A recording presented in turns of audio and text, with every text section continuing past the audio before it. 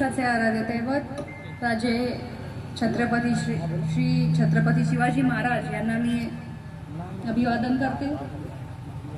नाही आहे भारतीय राज्यघटनेचे शिल्पकार महामानव डॉक्टर बाबासाहेब आंबेडकर यांना देखील मी अभिवादन करते।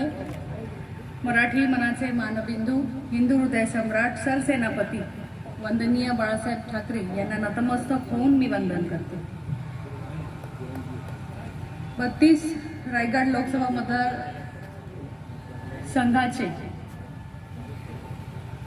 इंडिया आघाडीचे अधिकृत उमेदवार आदरणीय आनंदजी गीते साहेबांच्या प्रचाराच्या निमित्ताने आपण सगळेजण आज या ठिकाणी उपस्थित आहोत।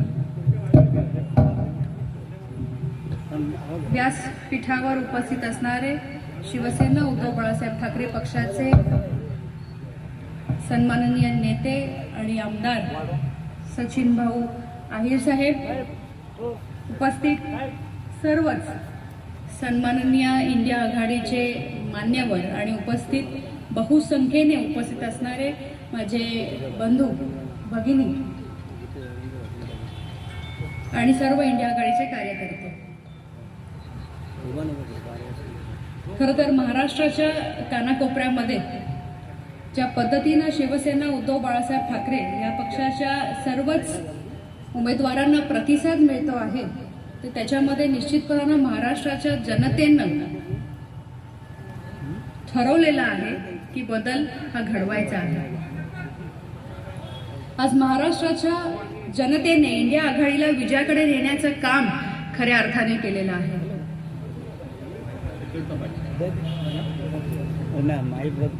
आपले जे उमेदवार आहेत आदरणीय गीते साहेब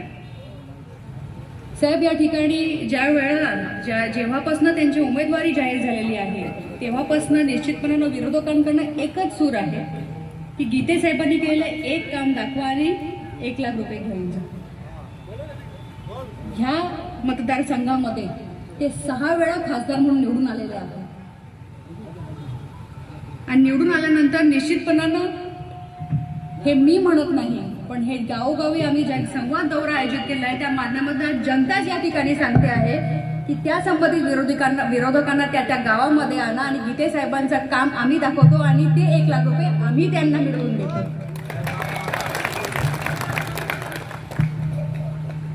आज खऱ्या अर्थाने आपण जर का पाहिलं तर महाराष्ट्रामध्ये सर्वांना एकत्र या ठिकाणी घेऊन जाण्याची जी भूमिका आहे ती आदरणीय उद्धव साहेबांनी या ठिकाणी घेतलेली आहे आणि सातत्याने त्यांनी सर्व स्तरावरती सर्व समाजाच्या लोकांना या ठिकाणी एकत्रित करून त्यांचे प्रश्न सोडवण्याचं काम खऱ्या अर्थाने केलेलं आहे। आज साहेब प्रत्येक तालुक्यामध्ये आज आपले मुस्लिम बांधव सुद्धा त्या ठिकाणी आहेत। आज मुस्लिम समाजाला सुद्धा त्यांची परखडपणे भूमिका मांडणारा जर का कोण नेता असेल ते आदरणीय उद्धव साहेबच आहेत, हे आपण मान्य केलं पाहिजे।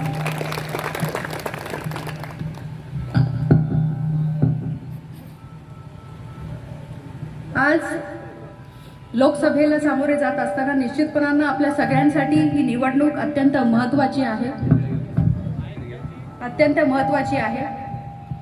एक ऐतिहासिक निवडणूक म्हणून आपण ह्या निवडणुकीकडे पाहतो आहोत आणि ती ऐतिहासिक का आहे तर आज आपला देश धोक्यात आहे, आपलं संविधान धोक्यात आहे, आपली लोकशाही धोक्यात आहे आणि जर का आपल्याला सगळ्यांना हे मोडून काढायचं असेल तर निश्चितपणानं इंडिया आघाडीचे उमेदवार आदरणीय गीते साहेबांना आपल्याला निवडून आणायलाच पाहिजे आणि म्हणून आपण सगळ्यांनी हा निर्धार हा निश्चय करायला पाहिजे आणि आपण सगळ्यांनी केलेला आहे ना।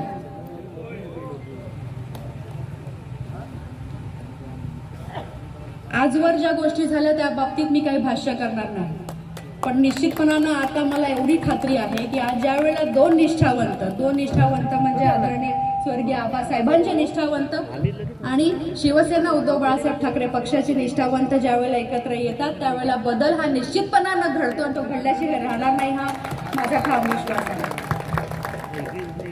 आज विरोधकांनी कितीही वेगवेगळ्या प्रकारच्या वल्गना जरी या ठिकाणी केल्या तरी सुद्धा विरोधकांना मला आज आवर्जून या व्यासपीठावरनं एकच सांगायचं आहे की तुम्ही तुमच्या परीने प्रचार करा आणि तो प्रचार तुमच्या परीने करत असताना जनतेने आज ठरवलेला आहे आणि जनतेने हे ठरवून टाकलेलं आहे की पुढचे खासदार हे गीते साहेबच होणार आहे।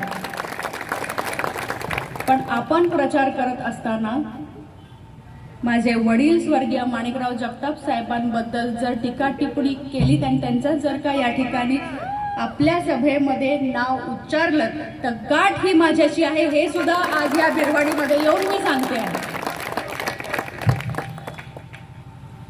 फार वेगळं भाष्य मी काही करणार नाही. आपण सगळेजण सुज्ञ आहात. आपल्याला खऱ्या अर्थाने ज्या रायगडच्या भूमीमध्ये आपण राहतो त्या रायगडच्या भूमीमध्ये जो गद्दारकीचा डाग लागलेला आहे, जर तो पुसायचा असेल तर येत्या खासदारकीला आपल्याला आपल्या साहेबांना भरघोस मताने निवडून आणलंच पाहिजे आणि हा निर्धार आपण सगळ्यांनी करूयात. येत्या 7 तारखेला आपल्या साहेबांचा नंबर 1 वरतीच त्या ठिकाणी त्यांचं नाव आलेलं आहे आणि म्हणून त्यांना नंबर 1चा खासदार पुन्हा एकदा बनवूयात आणि आपली काम करण्याची संधी त्यांना देऊयात. एवढीच विनंती आपल्या सगळ्यांना मी या माध्यमातून करते. येत्या 7 तारखेला आपलं मतदान आहे. मशाल हे आपलं चिन्ह आहे आणि त्या चिन्हासमोरचं बटन दाबून आदरणीय गीते साहेबांना भरघोस मतांनी निवडून द्या. एवढंच सांगते आणि थांबते. जय हिंद, जय महाराष्ट्र.